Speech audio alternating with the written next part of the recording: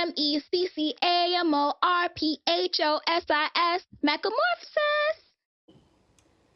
Hi everyone, my name is Meccamorphosis, aka Sunshine Thug, aka Meccatron, Macaroni and Cheese.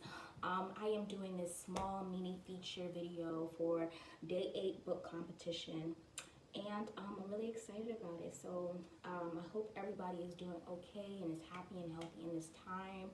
I know it can be hard being stuck in the house, especially with family. So I'm going to speak about that a little bit in my first poem.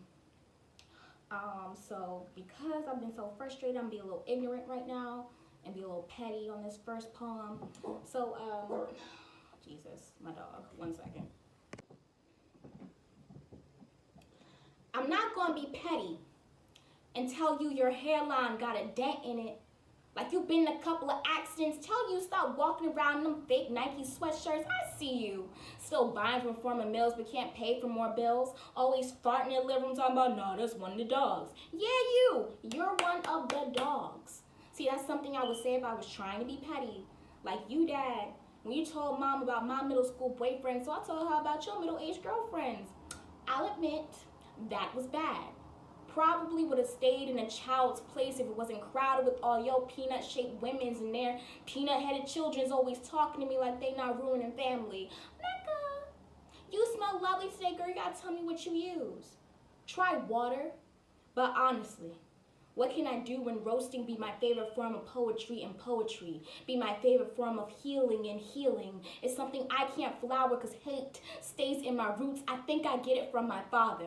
Like our relationship so rocky because Papa was a rolling stone turned landslide. He got craters so wide, his face shady like a moon phase. His stomach swollen, swallowing apologies and spitting out commands, telling me he loved me, but don't take this hurt seriously. So I sit here and try to figure out why his breath smelled like a bad perm with all that lie.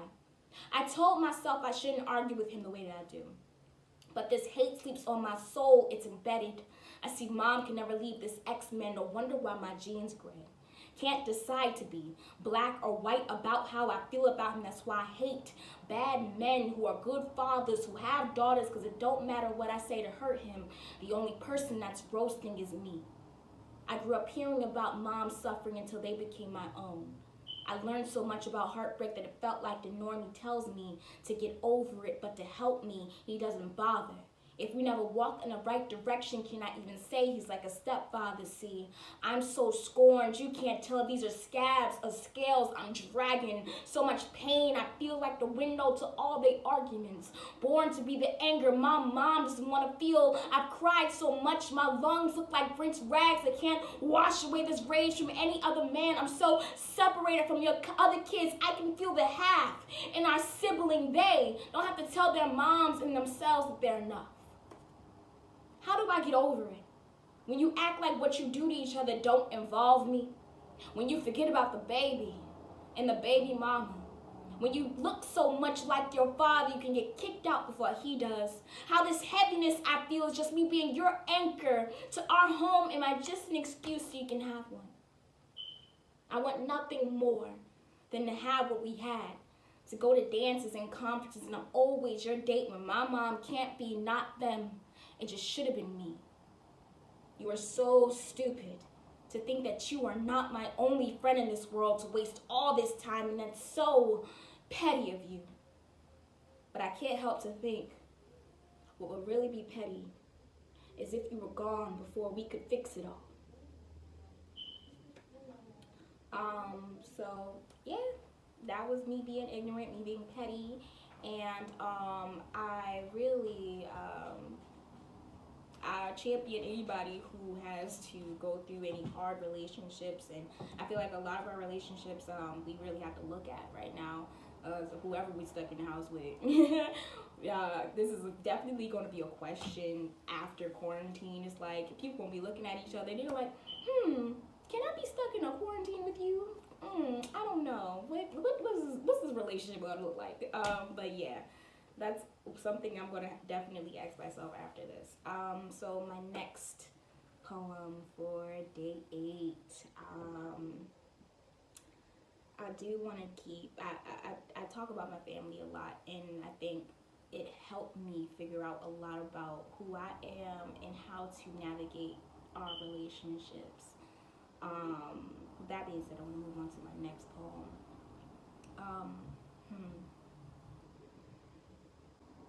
My little sister is beautiful. She got our father's eyes brown, her mother's skin light, blinding. So blinding I can't even see her as my little sister, just competition. She looked like the women my dad left mom for. She looked like the girls all the world prefers. She looked like a revised version of me, and I look like a confused scribble, a black mass in comparison. But still, I protect her from myself.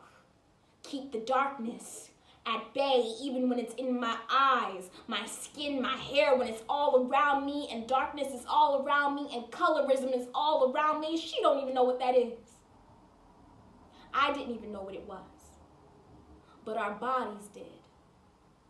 My skin crawling away from the sight of her light, but I protect her from myself.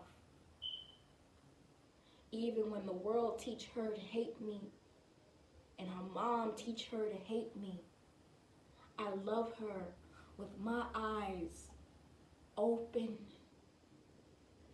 even when it hurts, even when she's so blinding, so beautiful.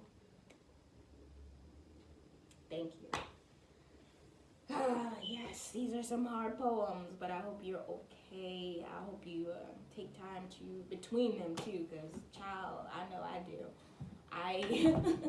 Oh, almost fell off my little stool. I hope y'all like my little setup too. I mean, nice and cute. Oh man, but yeah, I definitely take time in between these poems. It's just all hard, but all healing.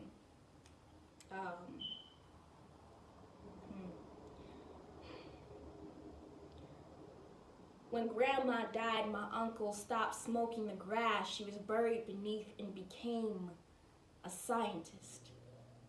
Grew from herbologist to petrologist, he studies rocks in broken neighborhoods, crumbles them up like second chances.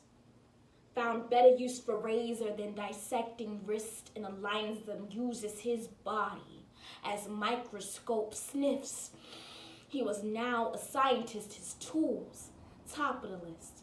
Probably the only things he ever kept up with, he burns. The silver spoons he wasn't born with, the weak flame in his spirit to melt these golden nuggets. He got a little closer to heaven with each expedition. Scratches his observations in his arms, shoulders, neck. He couldn't stand to be without his notes. People sigh and tisk at his profession. He ain't care. Blowing so much snow, you become winter inside. Cold, numb to his environment, nothing mattered as long as he could tell mama he was somebody, the new rock of this family, a scientist. He's so excited, shaking so hard he discovered how man could move mountains of depression with his homemade earthquakes, get high and spread with it, but it wasn't enough to separate the pain of losing someone. He had to get higher, but putting these minerals with medicinals didn't really bring him closer to a cure. It didn't really bring him closer to her. He just wanted to forget how much he felt himself, his mama, and every other job he tried. We all want that sometimes. To get back sometime.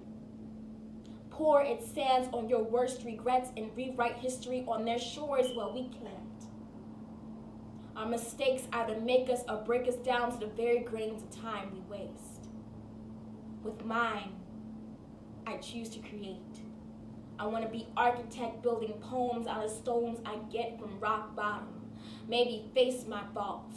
Why I don't judge my uncle because I have so many and it's not his fault that I try to bare my soul. Why he tries to erase his because being in a drug force that forces you to choose between a drug, that forces you to choose between a rock and a heartache ain't always easy, especially when one dose can get rid of all the depression and one hit can knock out everything you hate about yourself, and just a little more dust can bring back lost angels to apologize for not being there the first time. That's a mistake that we both share. And I asked my uncle, why don't you just write about it, man? I mean, it always helps me. And he laughs because my uncle, he's not a writer, but he is a scientist, and proved that it is illogical to define loss. You can only feel it. Thank you. Woo! Hope you are right. I hope you are good. I don't know who's on the other side of this video, but take a breath. Just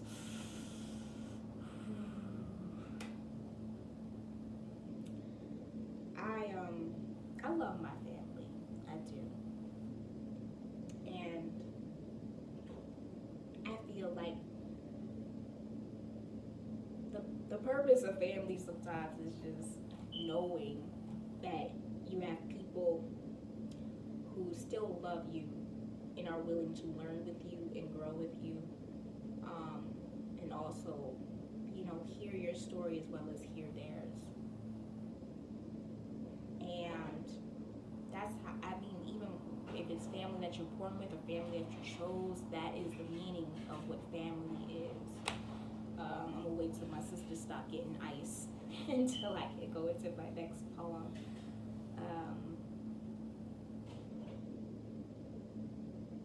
Wait a minute. All right, I think that is it. I think that's all the ice.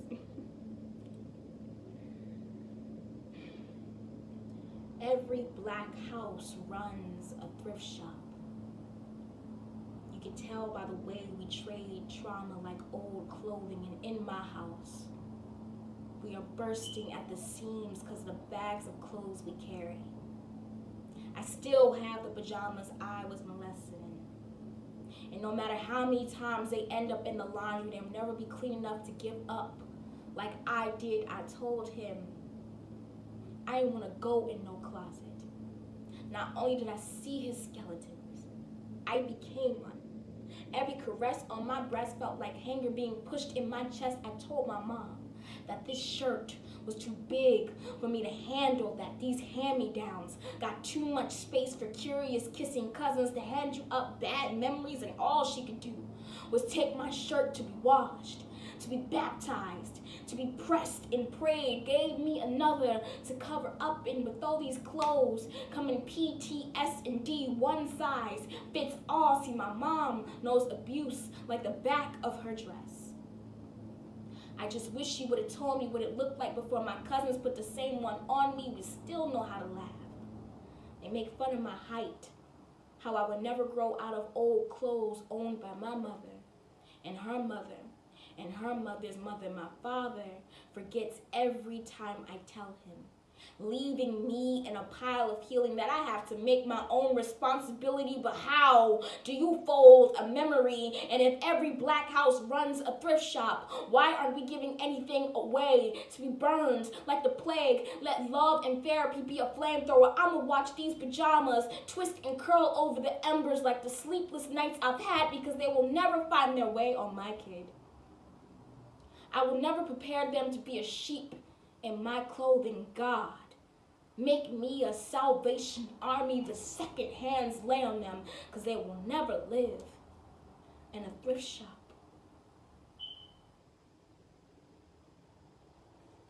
Woo! Yeah. Yeah.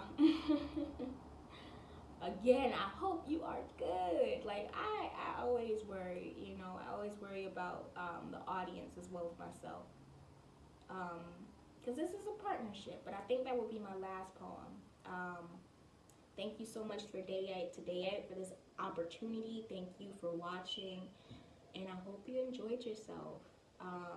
You can follow me everywhere but my house at Meccamorphosis, Meccamorphosis.